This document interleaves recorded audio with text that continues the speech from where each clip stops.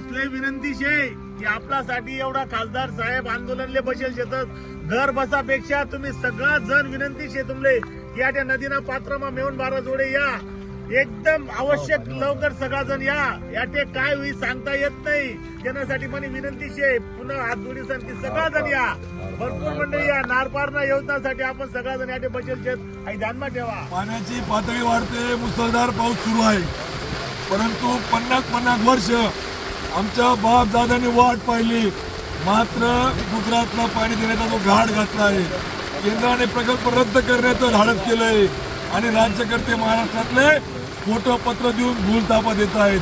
मात्र आता आमची ही पिढी या भूलथापांना बळी पडणार नाही.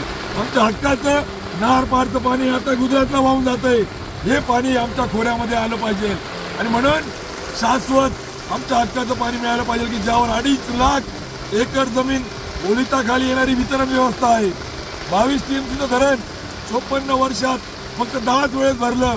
कसं मन्याडचं खोरं जिवंत राहील, कसं आमचं पांजण डावा कालवा जिवंत राहील, कसं आमचा दामदा उजवा डावा कालव्याला पाणी येईल, कसं आमच्या पाचोऱ्यापासून पुढच्या कालव्याला पाणी येईल. आणि म्हणून आज आम्ही जोपर्यंत प्रशासकीय मान्यता कोणत्या निधीतून देणार आणि कधी देणार याचा शाश्वत पर्याय देत नाही, ठोस पर्याय देत नाही, तोपर्यंत आंदोलन थांबवणार नाही.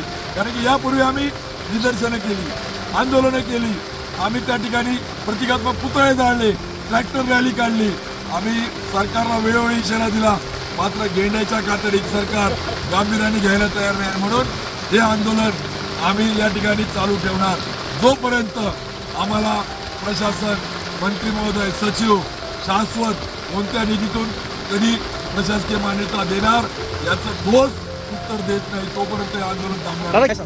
बघा, असे आमचे बापदादे मेले, तरतून मेले, वर्धाचा डोंगर घेऊन मेले, पाऊस मुसळधार मेले आणि मग त्या ठिकाणी त्या पद्धतीने मरण्यापेक्षा संघर्ष करत मरण आलं तरी आम्हाला चालेल. आम्ही मरण्याला घाबरत नाही. आमच्या गिरणा खोऱ्यासाठी आम्ही त्या ठिकाणी ठरवलंय की आता थांबणे नाही.